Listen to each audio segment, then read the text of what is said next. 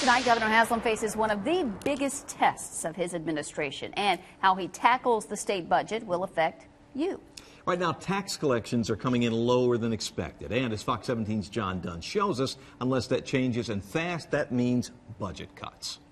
The business of building a state budget, Stephen, thank you all both very much for being here, begins in a state capitol conference room. But this time around, Governor Bill Haslam has a significant challenge. I think this will actually be our hardest budget. The problem starts with money. Tennessee is taking in less of it than expected. In just 3 months, tax collections are off about $100 million less than estimates. Governor Haslam previously enjoyed a surplus of revenue. Now there's a shortfall. In other words, cuts are coming.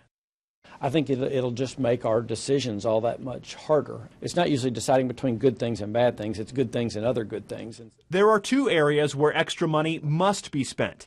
The cost of education is going up because there are more students in Tennessee. And the Affordable Care Act will cause more people to sign up for TennCare, taking up 60 to 70% of any budget increase.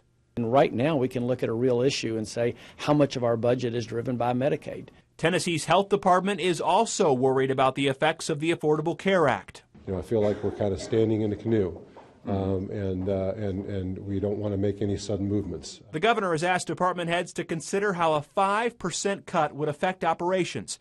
While it's too early to know what the cuts will be, it seems more and more likely they're inevitable. The governor's budget hearings will continue for the next 2 weeks. In the end, he must decide where your money will be spent and what will be cut. John Dunn, Fox 17 News.